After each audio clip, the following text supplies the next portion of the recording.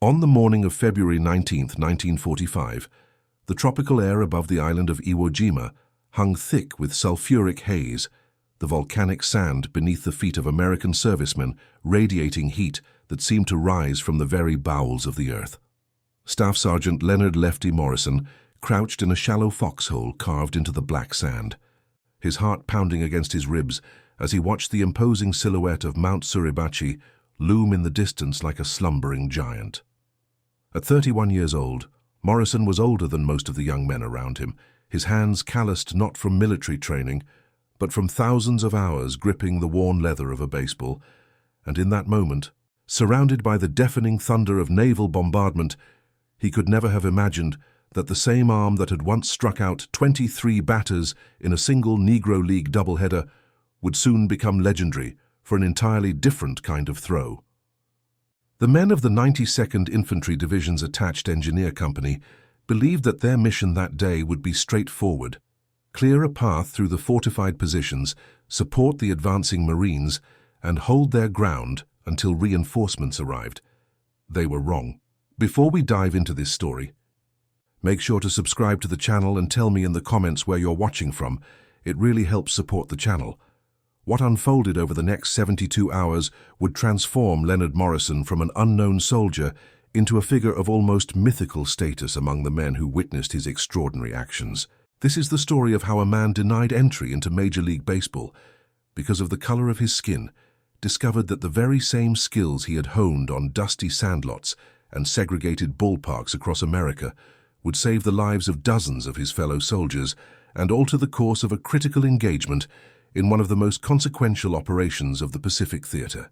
Leonard Morrison was born on August 14, 1913, in the small town of Greenwood, Mississippi, the fourth of 7 children in a family that knew poverty as intimately as they knew the muddy waters of the Yazoo River that wound past their modest home. His father, Samuel Morrison, worked as a sharecropper on land owned by a white family who had held that same property since before the civil conflict, and his mother, Bessie, took in washing and mending to help make ends meet. From his earliest years, Leonard showed an aptitude for throwing things: rocks at cans balanced on fence posts, apples at targets painted on barn doors, and eventually, baseballs at anyone willing to stand in as a catcher. By the time Leonard was 12 years old, his arm had become something of a local legend. Old-timers in Greenwood would gather on Saturday afternoons to watch the skinny boy with the long arms wind up and deliver pitches that seemed to defy the laws of physics. His fastball was impressive enough, but it was his curveball that left spectators shaking their heads in disbelief. The ball would leave his hand, appearing to head straight for a right-handed batter's head, only to break sharply at the last moment and catch the outside corner of the plate. Batters who had never faced him would bail out of the box in terror, while those who had seen it before would wave helplessly as the ball danced past their swinging bats. When Leonard was 15, a scout for the Birmingham Black Barons happened to pass through Greenwood on his way to evaluate another prospect in Jackson. The scout, a former player named Theodore "Teddy" Washington, stopped at a general store to ask for directions and overheard 2 men arguing about whether young Morrison could strike out the great Satchel Paige himself. Intrigued, Washington asked where he might find this prodigious talent, and by that evening he was sitting on an overturned bucket behind the Morrison family's home, watching Leonard throw pitch after pitch to his older brother James, who served as his regular catcher. Washington would later write in his scouting report that he had never seen a curveball with such dramatic movement from a pitcher so young. "The ball seemed to have a mind of its own," he wrote, breaking not just horizontally, but also dropping vertically in a way that made it nearly impossible to track. He offered Leonard a tryout with the Black Barons on the spot, and though Samuel Morrison was reluctant to let his son leave school and home, the promise of a steady salary and the chance to play professional baseball was too significant to refuse. Leonard Morrison made his debut with the Birmingham Black Barons in the spring of 1929, just 16 years old and weighing barely 140 pounds. The older players on the team took to calling him Lefty, not just because of his dominant hand, but because everything about him seemed slightly off-kilter: his gangly frame, his unorthodox wind-up, and the almost supernatural movement on his pitches. In his first professional game, Pitching in relief against the Memphis Red Sox, Morrison struck out 5 of the 7 batters he faced, and within weeks, he had earned a spot in the starting rotation. Over the next 12 years, Leonard Morrison established himself as one of the premier pitchers in the Negro Leagues.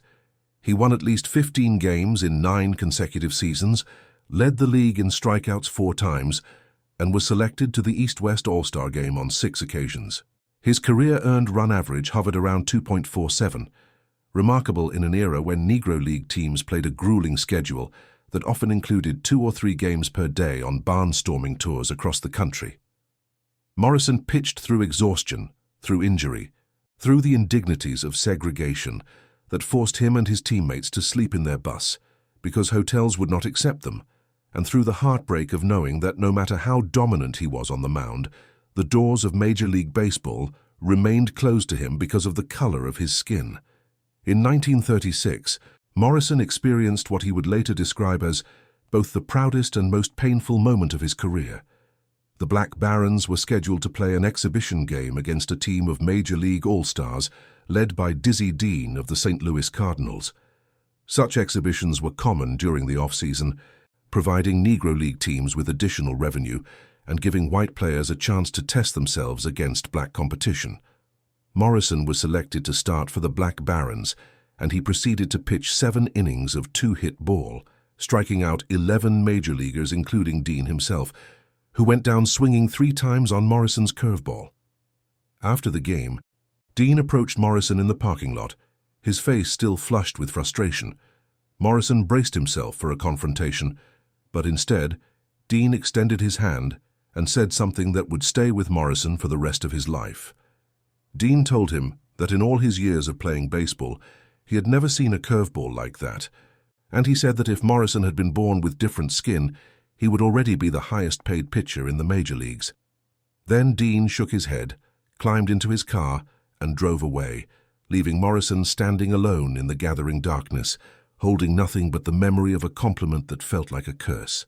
By the time the Japanese military launched its attack on Pearl Harbor on December 7, 1941, Leonard Morrison was 28 years old and beginning to feel the toll of more than a decade of professional pitching on his body. His fastball had lost a few miles per hour, though his curveball remained as devastating as ever, and he had begun to consider what life after baseball might hold for him. The attack and the entry of the United States into the global conflict that had already engulfed Europe and Asia changed everything. Like millions of American men, Morrison registered for the draft and waited for his number to be called. Unlike many of his contemporaries in professional sports, he did not seek a deferment or a safe assignment far from the front lines. When his induction notice arrived in March of 1943, Morrison reported to Fort Benning, Georgia, for basic training, leaving behind his wife Clara and their 2 young daughters, with the promise that he would return home safely when the conflict ended. The United States military in 1943 remained rigidly segregated, and Morrison was assigned to the 92nd Infantry Division, one of only 2 black infantry divisions to see combat during the conflict. The 92nd had been activated in October of 1942 at Fort Huachuca, Arizona, and its enlisted men were entirely African American, while its officer corps was predominantly white, an arrangement that created tensions that would plague the division throughout its existence. Morrison completed his basic training at Fort Benning and then joined the 92nd at Fort Huachuca, where he was assigned to an engineer company responsible for construction, demolition, and clearing obstacles. Morrison's superiors quickly recognized that his exceptional arm strength and accuracy could be useful for more than digging trenches and building bridges. During training exercises, he demonstrated an ability to throw grenades with remarkable precision, consistently hitting targets at distances that amazed the instructors. The standard effective throwing range for a fragmentation grenade was considered to be around 30 meters, but Morrison could accurately place a grenade at distances exceeding 50 meters, and his ability to control the trajectory allowed him to loft grenades over obstacles and into positions that other soldiers could not reach. One training sergeant, a veteran of the previous global conflict named Robert Holloway, observed Morrison's throwing technique and noticed something unusual. Most soldiers threw grenades with a standard overhand motion, similar to throwing a football, but Morrison used a modified version of his pitching wind-up, generating power from his legs and hips, and releasing the grenade with a snap of his wrist that imparted spin on the projectile. Holloway asked Morrison to demonstrate the technique repeatedly, and he realized that Morrison was actually putting a curve on his grenade throws, using the same mechanics that made his curveball so effective on the baseball diamond. Holloway reported his observations to the company commander, Captain William Thorne, who was initially skeptical. Grenades were not baseballs, Thorne pointed out, and the unpredictable behavior of a spinning explosive could be more dangerous than useful. But Holloway convinced Thorne to observe Morrison's demonstrations, and what the captain saw changed his mind. Morrison could throw a grenade that would curve around an obstacle, drop into a foxhole, or arc over a wall with uncanny accuracy. The rotation he imparted stabilized the grenade in flight, actually making its trajectory more predictable rather than less, and his range and precision were unlike anything Thorne had seen in his military career. Captain Thorne arranged for Morrison to receive additional training in grenade use, studying the different types of explosives available and learning how to adapt his technique to various tactical situations. Morrison practiced with smoke grenades, incendiary grenades, and concussion grenades, developing a feel for how each type behaved in flight and how to adjust his grip and release accordingly. He also trained with dummy grenades, throwing hundreds of repetitions each day to maintain his arm strength and refine his accuracy.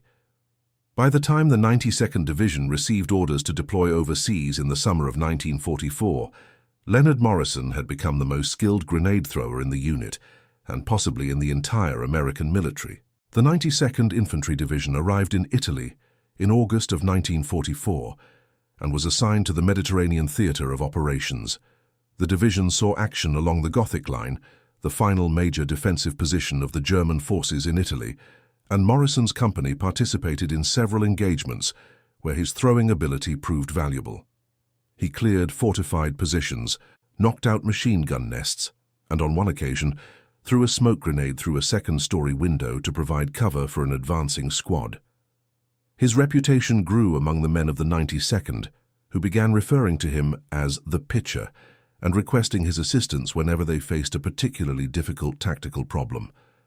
In January of 1945, Morrison and a small detachment from his engineer company were transferred to the Pacific Theater and attached to the 5th Amphibious Corps for the upcoming invasion of Iwo Jima. The transfer was unusual. Soldiers were rarely moved between theaters in the middle of the conflict, but the Marines planning the Iwo Jima operation had requested additional engineers with demolition experience, and Morrison's unique skills had apparently attracted attention at higher levels of command. He and 11 other men from the 92nd arrived at the staging area on the island of Saipan in early February and began preparing for what they were told would be a difficult but brief operation to capture a strategically important island. Iwo Jima was a volcanic island approximately 750 miles south of Tokyo, measuring roughly 8 square miles in total area. Its strategic value lay in its airfields, which could be used by American aircraft to escort bombing missions over Japan and to provide emergency landing sites for damaged planes returning from raids. The island was defended by approximately 21,000 Japanese soldiers under the command of Lieutenant General Tadamichi Kuribayashi, who had spent months preparing an elaborate system of fortifications, tunnels, and bunkers designed to exact maximum casualties on any invading force. The American plan called for a massive naval bombardment to soften the island's defenses, followed by an amphibious landing by Marines on the southeastern beaches. The operation was expected to take approximately 5 days to complete. It would actually last 36 days and become one of the bloodiest engagements of the Pacific conflict, with nearly 7,000 American servicemen losing their lives and another 19,000 wounded. Morrison's detachment landed on Iwo Jima on the afternoon of the first day of the invasion, February 19th, coming ashore on the black volcanic sand of Green Beach under sporadic fire from Japanese positions on the high ground. The initial naval bombardment had done little to dent the island's defenses, as most of the Japanese fortifications were underground, connected by miles of tunnels that allowed defenders to move between positions without exposing themselves to American fire. As Morrison dug into the soft sand and watched tracers arc overhead, he realized that this operation would be unlike anything he had experienced in Italy. For the first 3 days of the invasion, Morrison's detachment worked to clear paths through the extensive minefields that covered the beaches and the approaches to the airfields. The work was slow, dangerous, and exhausting, conducted under near-constant fire from Japanese positions that seemed to be everywhere and nowhere at once. The Japanese defenders had perfected the art of concealment, emerging from hidden tunnels to fire on American positions and then disappearing before counterattacks could be mounted. Morrison saw men cut down beside him, experienced the terror of mortar shells exploding mere feet away, and wondered repeatedly whether his luck would hold. On the morning of February 22nd, Morrison's detachment received orders to support a marine company that had become pinned down while attempting to advance toward the base of Mount Suribachi. The company had encountered a complex of 5 interconnected bunkers that commanded the approach to the mountain, and every attempt to assault or bypass the position had resulted in casualties. The bunkers were constructed of reinforced concrete covered with volcanic sand and connected by underground tunnels, allowing defenders to concentrate fire from multiple positions simultaneously and to reinforce any bunker that came under attack. Captain Harold Jenkins, the Marine officer commanding the pinned-down company, briefed Morrison and the other engineers on the situation. The bunkers were arranged in a rough semicircle, with interlocking fields of fire that made any frontal approach suicidal. Previous attempts to knock out the bunkers with grenades had failed because the firing apertures were too narrow to hit from a distance, and anyone who got close enough for an accurate throw was immediately cut down by covering fire from adjacent positions. Flamethrower teams had also been unsuccessful, as the bunkers were too well protected, and the defenders would simply retreat into the tunnels until the fuel was exhausted. Jenkins had heard about Morrison's unusual abilities and asked if there was anything he could do. Morrison studied the bunker complex through binoculars, measuring distances and angles, noting the positions of the firing apertures and the terrain features that might provide cover. After several minutes of observation, he told Jenkins that he thought he could hit at least some of the bunkers from a covered position approximately 60 meters away, using the curve on his throws to arc grenades around a rock formation that blocked the direct line of sight. Jenkins was skeptical. 60 meters was nearly twice the effective range for a grenade throw, but he was desperate and agreed to let Morrison try. Morrison selected his grenades carefully, choosing the Mark II fragmentation type for their reliable detonation and predictable weight. He stripped off his pack and helmet to reduce wind resistance and improve his range of motion, then moved into position behind the rock formation, which rose about 2 meters high and provided solid cover from the bunker's fire. From this position, he could not see the bunkers directly, but he had memorized their locations relative to the rock formation and the terrain features around them. The first throw would have to clear the rock formation, curve to the left, and drop through a firing aperture approximately 15 centimeters wide in the nearest bunker, a distance of roughly 62 meters. Morrison had made similar throws thousands of times on baseball diamonds, aiming for the tiny strike zone while batters, catchers, and umpires watched, but never with explosive devices, never with lives hanging in the balance, and never without being able to see his target. He took a deep breath, went into his wind-up, and threw. The grenade arced high into the air, spinning rapidly as it climbed, then began to curve to the left as Morrison had intended. Watching from a position where he could see both Morrison and the bunkers, Captain Jenkins tracked the grenade's flight with astonishment.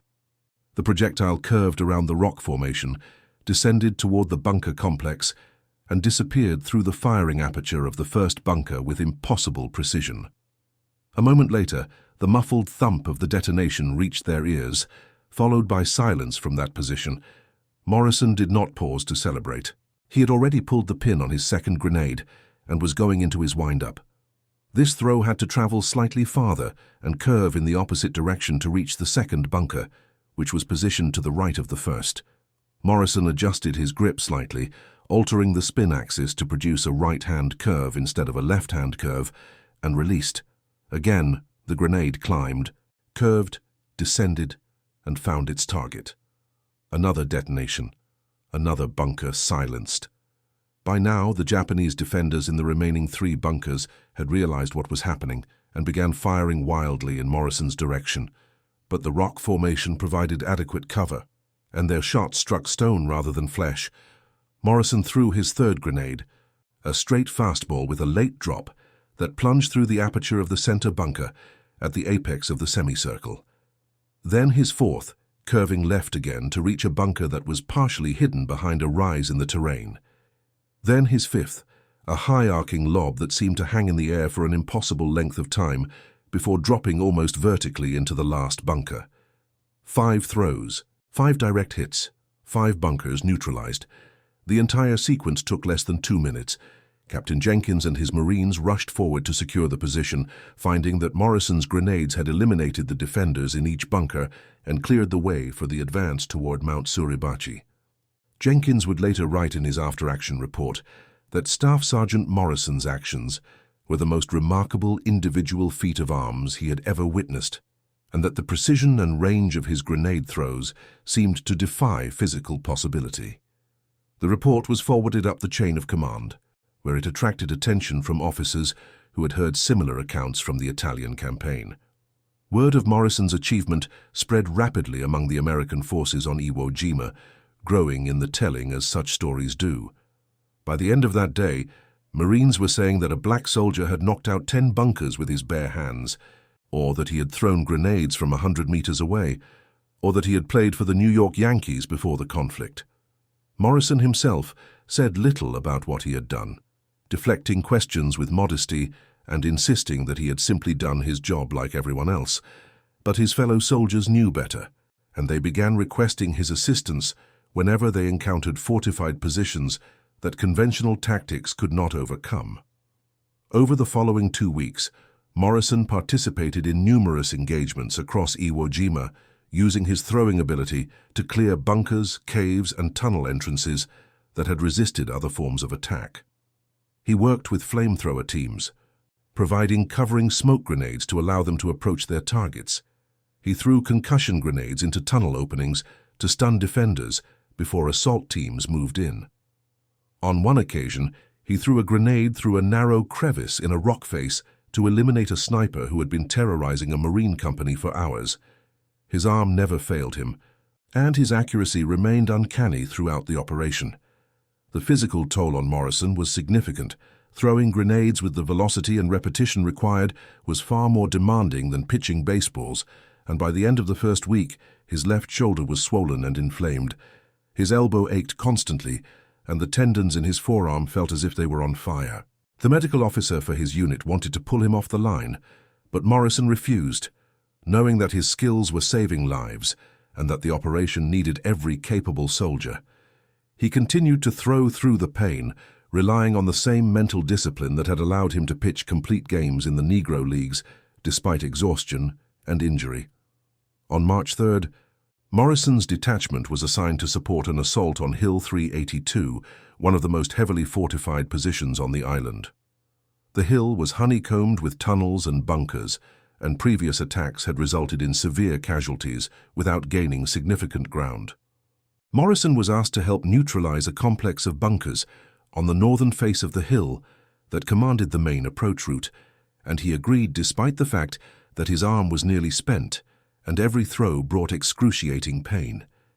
The approach to the bunker complex required crossing approximately 100 meters of open ground under fire. Morrison and a small team of Marines made the crossing in short rushes, taking cover behind rocks and shell craters while Japanese fire cracked overhead. One Marine was hit in the leg during the crossing and had to be dragged to safety, and another was grazed by a fragment that tore through his helmet without injuring him. By the time they reached a covered position within throwing range of the bunkers, Morrison's heart was pounding, and his breath came in ragged gasps. He assessed the situation and identified 3 bunkers that needed to be neutralized before an assault could succeed. The first 2 were similar to the positions he had encountered on the first day, with narrow apertures that required precise curved throws to penetrate. The third was different, a larger bunker with a wider aperture, but positioned behind a protective wall that blocked direct throws.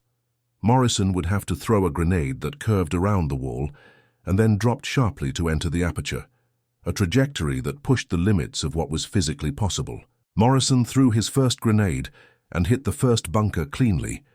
He threw his second and hit the second bunker. Then he took a moment to study the third bunker, visualizing the trajectory he would need, calculating the spin and release angle that would produce the necessary curve and drop. His arm throbbed with pain, and he could feel that his shoulder was not responding the way it should, the inflammation affecting his range of motion and his ability to generate power. But he had been in similar situations on the baseball diamond, pitching in the late innings of crucial games with his arm screaming for rest, and he had always found a way to reach back for one more pitch. He went into his wind-up, the same motion he had used thousands of times since he was a boy, throwing rocks at cans in Greenwood, Mississippi. He drove off his back leg, rotated his hips, whipped his arm forward, and released the grenade with every ounce of skill and strength he possessed. The grenade flew high and true, curving around the protective wall exactly as he had intended, then dropping sharply toward the bunker aperture. For a moment, it seemed the throw might fall short, the extra curve having cost too much distance, but then the grenade clipped the lower edge of the aperture and tumbled inside. The detonation followed a second later, and the third bunker fell silent. Morrison collapsed behind his cover, his arm hanging limp at his side, the pain so intense that spots swam before his eyes. The medical officer who examined him later that day determined that he had torn ligaments in his shoulder and elbow, injuries that would require surgery and months of rehabilitation. His throwing career, whether with baseballs or grenades, was over, but the position on Hill 382 was taken, and the Marines who had witnessed his final throw would remember it for the rest of their lives. Leonard Morrison was evacuated from Iwo Jima on March 5th and transported to a military hospital on Guam, where he underwent surgery to repair his damaged arm. He spent the remainder of the conflict recovering from his injuries and was discharged from the military in October of 1945 with the rank of Technical Sergeant, having received a Bronze Star, a Purple Heart, and a commendation from the Commanding General of the 5th Amphibious Corps for his extraordinary actions during the Iwo Jima operation. Morrison returned home to Birmingham, Alabama, where his wife Clara and their daughters had been waiting anxiously for news of his safety.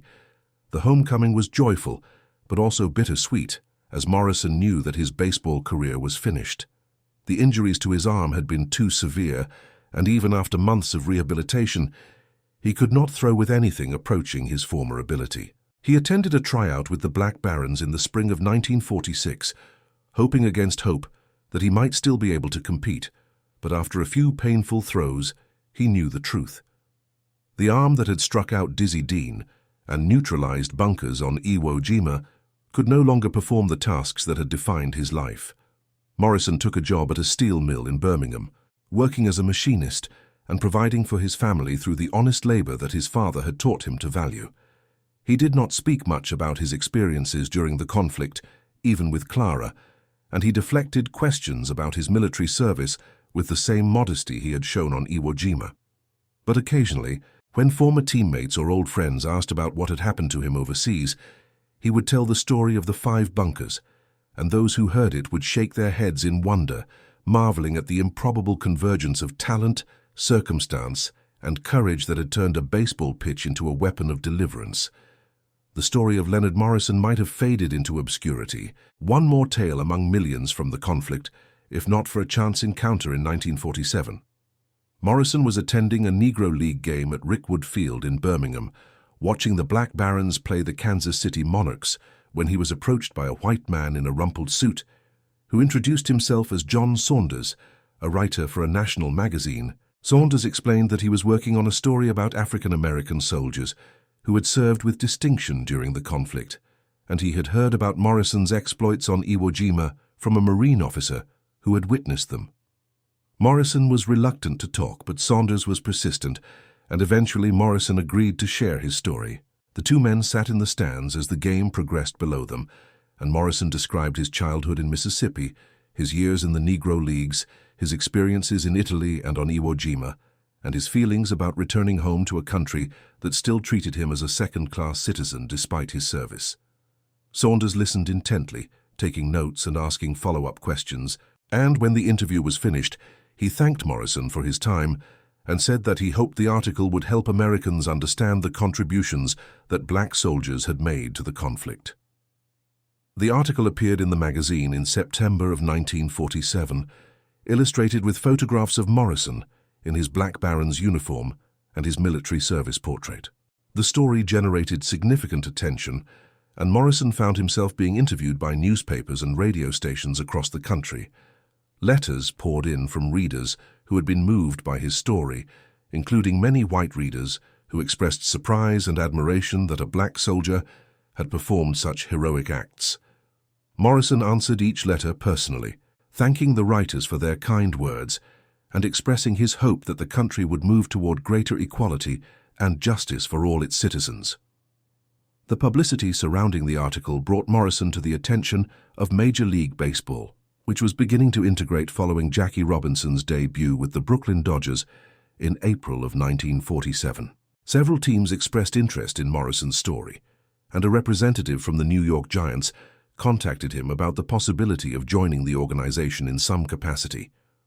Morrison traveled to New York to meet with the team's executives, who were impressed by his poise and articulate manner, and they offered him a position as a scout and instructor in their minor league system. Morrison accepted the offer and moved his family to New York, where he spent the next 15 years evaluating talent and teaching young pitchers the mechanics of effective throwing. He was particularly known for his ability to develop curveball pitches, using the same techniques he had learned as a boy in Mississippi and refined through thousands of hours of practice. Several pitchers he coached went on to successful major league careers, and they credited Morrison with teaching them how to throw a breaking ball that dropped off the table and left batters swinging at air. In 1962, the Giants relocated from New York to San Francisco, and Morrison chose not to make the move. He was approaching 50 years old.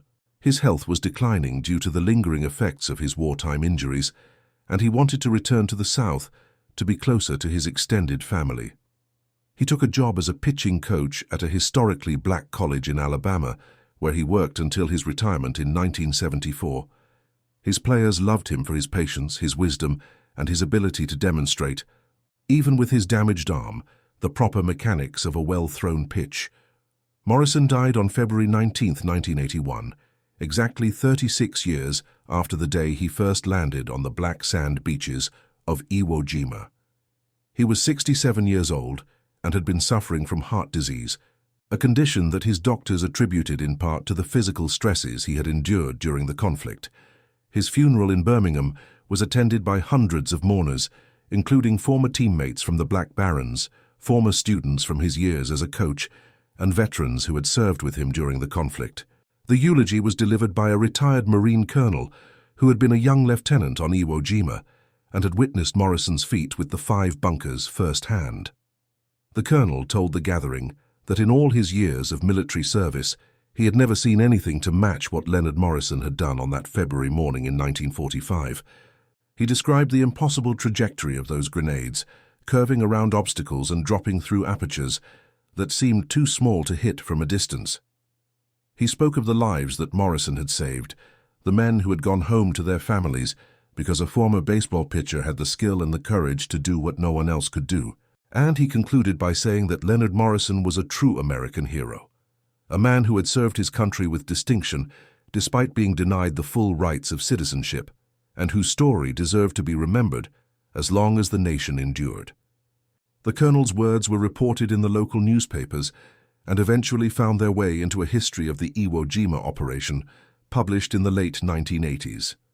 From there, the story of Leonard Morrison entered the broader narrative of the conflict, told and retold in documentaries, books, and articles that sought to illuminate the contributions of African-American soldiers to the American victory. Morrison became a symbol of the courage and skill that black servicemen had brought to the fight, and of the injustice of a society that had asked them to risk their lives for a freedom that they themselves were denied. In 1997, the Department of Defense conducted a review of awards and decorations given to African-American soldiers during the Second World Conflict, seeking to address historical inequities that had resulted in the denial of proper recognition to many deserving servicemen. Leonard Morrison's case was among those reviewed, and based on the testimony of witnesses and the documentation in his service record, he was posthumously awarded the Distinguished Service Cross, the second highest military decoration for valor that can be given to a member of the United States Army. His widow, Clara, then 83 years old, accepted the medal on his behalf at a ceremony in Washington attended by their daughters, grandchildren, and great-grandchildren. The recognition brought renewed attention to Morrison's story, and in the years that followed, he was honored by various organizations and institutions that sought to preserve the memory of African-American contributions to the conflict. A baseball field in Birmingham was named in his honor, and a scholarship fund was established to support young athletes from underprivileged backgrounds. The Negro League's Baseball Museum in Kansas City added his story to their exhibits, placing his military service in the context of his baseball career and the larger history of segregation in American sports. Perhaps the most fitting tribute to Leonard Morrison came in 2005, 60 years after the invasion of Iwo Jima, when a group of veterans who had served there organized a reunion on the island, which had been returned to Japanese control in 1968. Among the attendees were 3 elderly men who had been young Marines in Captain Jenkins's company on February 22, 1945, and who had witnessed Morrison's destruction of the 5 bunkers. They gathered at the site where the bunker complex had stood, now overgrown with vegetation and marked only by fragments of concrete and rusted metal, and they shared their memories of that day with the younger veterans and family members who had accompanied them.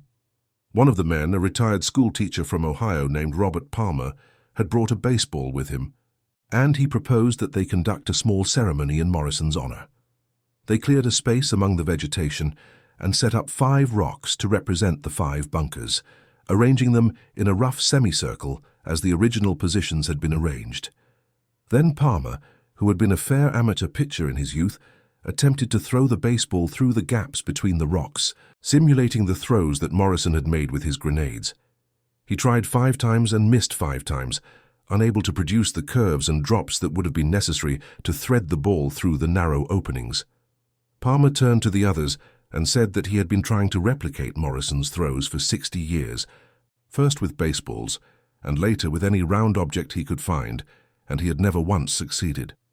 He said that what Morrison had done that day was simply impossible, a violation of the laws of physics and probability, and yet he and the others had seen it with their own eyes. He said that he had spent his career as a teacher, trying to help his students understand the difference between the ordinary and the extraordinary, and that whenever he needed an example of true extraordinary ability, he thought of Leonard Morrison standing behind that rock formation, winding up and delivering 5 perfect throws that saved all of their lives. The ceremony concluded with a moment of silence, and then the veterans placed the baseball at the base of one of the rocks, a small tribute to a man who had been denied the chance to display his talents in the major leagues, but had found another arena in which to demonstrate the skills that God or nature had given him.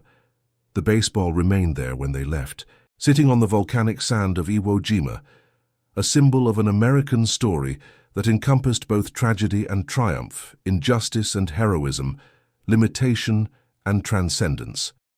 Leonard Morrison's story resonates not only because of the remarkable feats he performed, but because of what those feats represented in the larger context of American history. He was born into a society that told him he was inferior because of the color of his skin, that barred him from the highest levels of his chosen profession, and that segregated him even as it called upon him to fight for freedom abroad. Despite these obstacles and indignities, he developed his talents to the highest possible level, excelled in every arena in which he was permitted to compete, and ultimately used his abilities to save the lives of men who, in civilian life, might not have acknowledged him as an equal. Morrison himself rarely spoke about his experiences in terms of race or injustice. When interviewers asked him about the discrimination he had faced, he would acknowledge that it existed, but refused to dwell on it, preferring to focus on the opportunities he had been given and the people who had helped him along the way. He spoke with affection about his teammates in the Negro Leagues, about the fans who had cheered him despite the hardships of segregated ballparks, and about the soldiers of all races who had fought beside him during the conflict. He believed that the best response to injustice was excellence, and he spent his life trying to achieve and inspire excellence in others. This philosophy shaped Morrison's approach to coaching and mentoring in the years after his playing career ended. He worked with young athletes of all races, treating each one as an individual with unique talents and challenges, and he insisted that his students focus on what they could control rather than on the obstacles placed in their path by others. He taught them that a well-thrown pitch was a beautiful thing, regardless of who threw it, that talent and hard work could overcome limitations of circumstance, and that the measure of a person was not the recognition they received, but the effort they gave. These lessons extended far beyond baseball, and many of Morrison's former students credited him with shaping their characters as well as their pitching mechanics. Morrison also believed deeply in the importance of education, having been denied the opportunity to complete his own schooling when he left home at 16 to pursue his baseball career. He returned to school after the conflict, earning his high school diploma through night classes while working at the steel mill, and he later took college courses in education and physical training to prepare for his coaching career. He insisted that the young athletes he worked with prioritize their studies, and he was known to bench talented players who neglected their schoolwork, a practice that was unpopular in the moment, but that his students later appreciated. Clara Morrison, Leonard's wife of 42 years, was a constant presence in his life and a source of strength during the difficult periods. She had waited for him during the conflict, raising their daughters alone and working as a nurse's aide to supplement the military allotment that barely covered their expenses. When he returned with his injuries and his baseball career finished, she encouraged him to find new ways to use his talents and supported his transition to scouting and coaching. She managed the family finances, maintained their home, and created a stable environment in which their daughters could thrive. After Leonard's death, Clara became the keeper of his legacy, granting interviews, attending ceremonies, and ensuring that his story was told accurately and completely. The Morrison family grew over the decades to include grandchildren and great-grandchildren, several of whom pursued careers in athletics and education, following the path that Leonard had blazed. One grandson played baseball in the minor leagues before an injury ended his career, and he now works as a physical therapist, helping athletes recover from similar setbacks. A granddaughter became a history teacher and incorporates her grandfather's story into her lessons about the conflict and the civil rights movement. These family members carry Leonard's legacy forward, not only by preserving his memory, but by embodying the values of excellence, perseverance, and service that he represented. The historical significance of Leonard Morrison's story extends beyond his individual achievements to illuminate broader themes of American history. His life exemplified the contributions of African Americans to the military effort during the Second World Conflict, contributions that were essential to the American victory but were often overlooked or minimized in the decades that followed. The approximately 1 million Black Americans who served during the conflict did so in a segregated military that frequently assigned them to support roles rather than combat positions, denied them opportunities for advancement, and subjected them to discrimination and abuse, both in training camps and overseas. Despite these conditions, Black servicemen performed with distinction in every theater of the conflict, earning decorations for valor and proving their capabilities to anyone willing to observe. Morrison's story also reflects the history of the Negro Leagues and the injustice of baseball's color barrier. For more than 6 decades, from the late 1880s until 1947, African American players were barred from the major leagues and forced to compete in separate leagues that received far less attention, compensation, and support. The Negro Leagues produced players of extraordinary talent, not only pitchers like Morrison, but hitters, fielders, and all-around athletes who would have been stars in the major leagues had they been given the opportunity. Some of these players, like Jackie Robinson and Willie Mays, eventually crossed the color barrier and achieved the recognition they deserved, but many others, including Leonard Morrison, reached the end of their playing careers before integration came. The barriers faced by Morrison and other Negro League players were not merely a matter of separate facilities or reduced compensation. They represented a systematic denial of opportunity that limited the achievements and legacy of some of the most talented athletes in American history. Morrison never had the chance to test himself against the best hitters in Major League Baseball, to compete for championships in front of national audiences, or to earn the salaries that would have provided financial security for his family. His story was replicated thousands of times by other black athletes who were denied the chance to reach their full potential, and the collective loss to American sports and American society is incalculable. At the same time, Morrison's story demonstrates the resilience and excellence that African Americans achieved despite the obstacles they faced.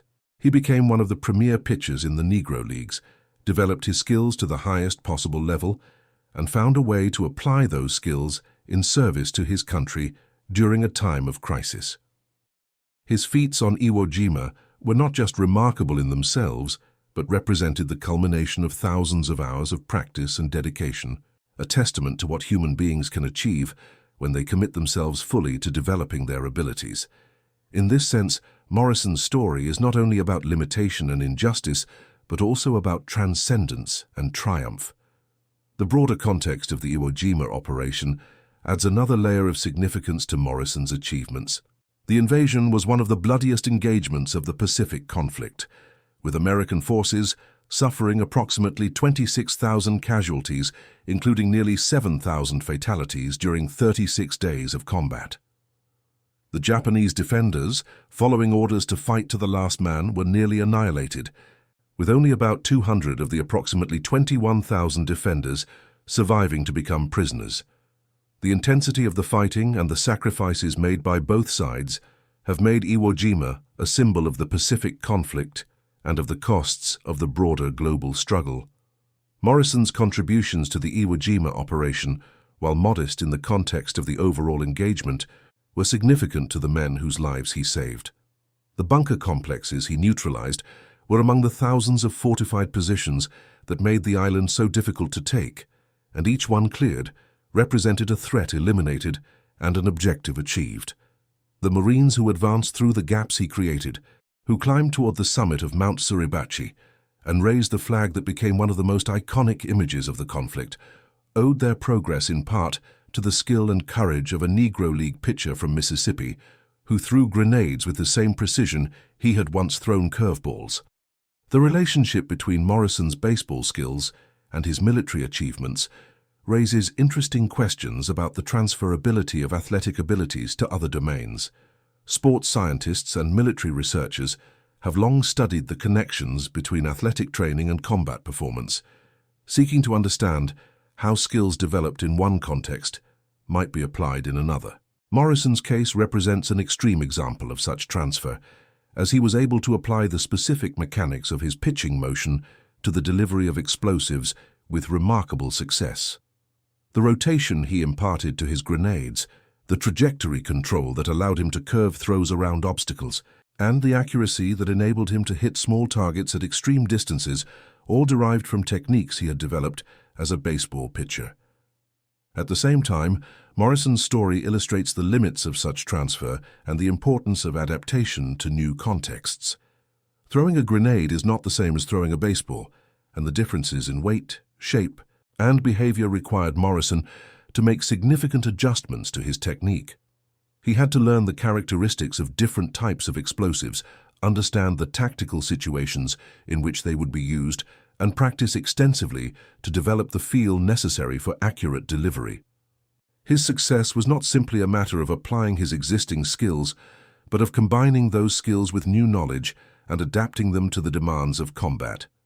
The psychological dimensions of Morrison's achievements are also worth considering. Pitching in baseball involves significant mental pressure, the need to perform under the scrutiny of thousands of spectators, to maintain concentration over the course of a long game, and to execute precise physical movements despite fatigue and stress. Morrison had developed mental discipline through years of competition in the Negro leagues, where he had pitched in crucial games with championships on the line, and had performed against Major League All-Stars in exhibition contests. This psychological training prepared him for the pressures of combat, where the stakes were far higher, but the fundamental challenge remained the same: to execute a precise physical skill under conditions of extreme stress. Morrison's story has been interpreted in various ways by different commentators and historians. Some have emphasized the racial dimensions of his experience, focusing on the injustice of segregation and the discrimination he faced throughout his life. Others have highlighted his individual heroism, presenting him as an example of courage and skill that transcends considerations of race. Still others have placed his story in the context of military history, examining his tactical innovations and their implications for combat operations. These different interpretations are not mutually exclusive, and a full understanding of Morrison's significance requires attention to all of them. The racial context of Morrison's experience cannot be ignored, as it shaped every aspect of his life from his childhood in Mississippi to his service in a segregated military to his treatment upon returning home.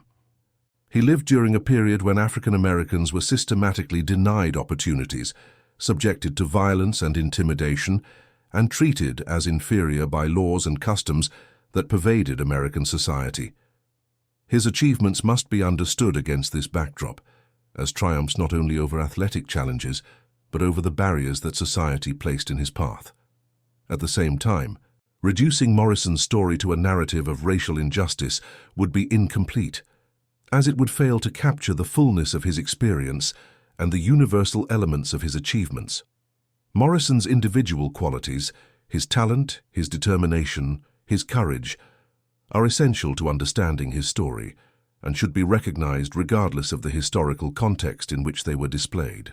He was an extraordinary athlete who developed his abilities to the highest level through dedicated practice and who maintained his excellence over a career that spanned more than a decade. He was a brave soldier who volunteered for dangerous assignments and performed under fire with coolness and precision. He was a thoughtful person who reflected on his experiences and sought to draw lessons from them that could benefit others. These qualities would be remarkable in any individual and deserve recognition on their own terms. The military dimensions of Morrison's story are also significant and have attracted attention from historians and analysts interested in the tactics and technologies of the Second World Conflict. His use of spinning grenades to achieve curved trajectories represented a tactical innovation that, while not widely replicated, demonstrated the potential for applying athletic techniques to combat situations.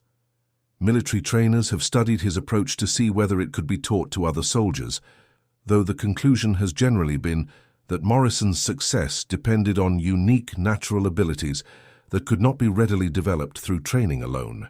The legacy of Leonard Morrison continues to evolve as new generations discover his story and find meaning in it, relevant to their own times. For African Americans, he represents a hero whose achievements were long overlooked and whose recognition was long delayed, a symbol of the contributions that Black Americans have made to the nation despite the barriers they have faced. For baseball fans, he represents a link between the Negro Leagues and the broader history of the sport, a reminder of the talent that was excluded from the major leagues during the era of segregation. For military historians, he represents an example of individual skill and initiative that influenced the outcome of a significant engagement. For all Americans, he represents the possibilities that emerge when talent meets opportunity and the costs that result when opportunity is denied. The story of the 5 bunkers on Iwo Jima remains the centerpiece of Morrison's legacy, the moment when all the elements of his life came together in a display of skill and courage that seemed almost miraculous to those who witnessed it. The throws he made that February morning were the product of decades of practice, beginning when he was a boy throwing rocks at cans in Mississippi and continuing through his years in the Negro Leagues and his training in the military.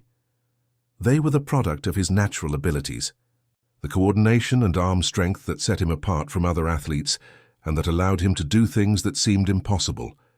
And they were the product of his character, his willingness to step forward when others could not, to take risks in service of others, to perform under pressure when lives hung in the balance. Those 5 throws saved the lives of American servicemen who went on to return home, raise families, pursue careers, and contribute to their communities in countless ways. The ripple effects of Morrison's actions extend across generations, touching people who never knew him and who may never learn his name. This is true of many acts of courage during the conflict, and indeed of many acts of courage throughout history. Their consequences extend far beyond the immediate moment, shaping the lives of individuals and the course of events in ways that can never be fully traced. Morrison himself understood this, and it was one reason why he was reluctant to accept praise for his actions. He knew that he was part of something larger than himself, a collective effort that depended on the contributions of many people, and he did not want to be elevated above the others who had served. At the same time, Morrison deserves recognition for the extraordinary nature of his achievements and for the qualities of character that made them possible. He was given a unique talent, and he developed it with dedication and discipline. He was placed in circumstances that called for courage, and he responded with bravery and skill. He was denied opportunities because of the color of his skin, and he found ways to contribute despite those denials.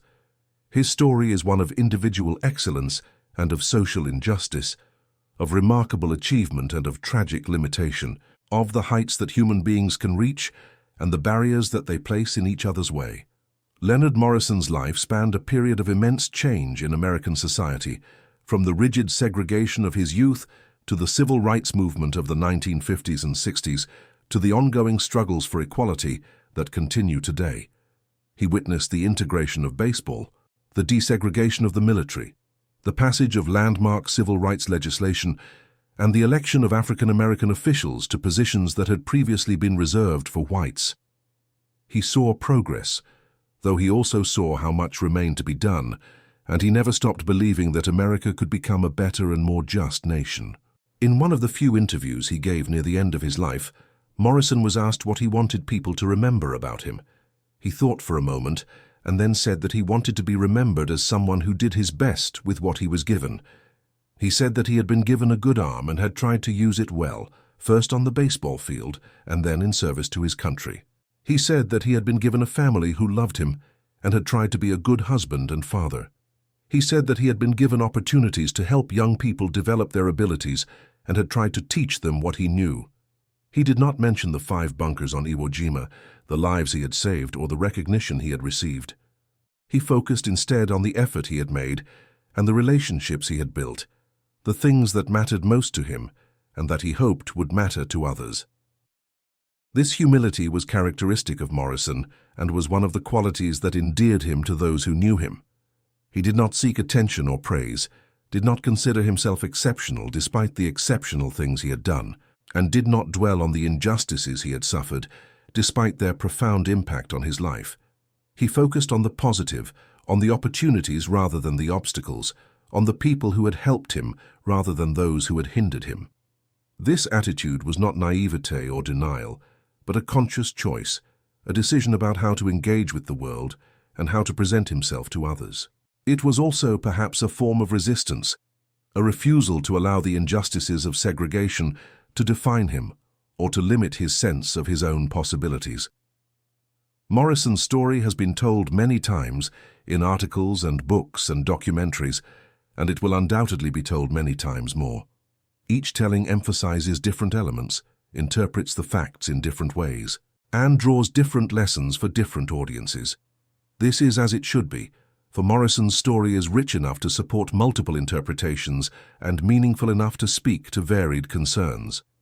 What remains constant across these tellings is the core narrative: a man of extraordinary talent who was denied opportunities because of his race, who served his country with distinction during a time of crisis, and who used the same skills he had developed on the baseball diamond to save the lives of his fellow soldiers in one of the most consequential operations of the Pacific conflict. The 5 bunkers that Leonard Morrison neutralized on Iwo Jima are long gone, their concrete walls crumbled and their positions overgrown. The men who witnessed his throws are nearly all gone too, their memories preserved only in letters and recorded interviews. But the story endures, passed down through generations, a testament to what one individual can achieve through talent, determination, and courage. It is a story about baseball and about conflict, about race and about service, about limitation and about transcendence. It is an American story, complicated and contradictory, inspiring and troubling, and it deserves to be remembered. The lessons of Leonard Morrison's life extend beyond the specific context of his time and place to speak to universal human concerns. His dedication to developing his talents reminds us of the importance of practice and perseverance in achieving excellence. His willingness to serve despite the injustices he faced reminds us of the complex relationship between individual duty and social obligation. His modesty and focus on others remind us of the value of humility and the dangers of self-aggrandizement. His belief in education and his commitment to teaching remind us of the importance of passing knowledge to future generations. These lessons are as relevant today as they were during Morrison's lifetime, and they offer guidance for anyone seeking to live a meaningful and purposeful life. The continued interest in Morrison's story also reflects ongoing concerns about race, justice, and opportunity in American society. The barriers that Morrison faced have been reduced but not eliminated, and African Americans continue to confront obstacles in education, employment, and other areas of life. The military, though no longer segregated, continues to grapple with issues of racial equity and inclusion. The sports world, though no longer formally barred to black athletes, continues to struggle with questions of representation in coaching and management. Morrison's story provides a historical perspective on these contemporary issues, reminding us of how far we have come and how far we still have to go. In considering Morrison's legacy, it is important to acknowledge both the achievements and the limitations of historical progress.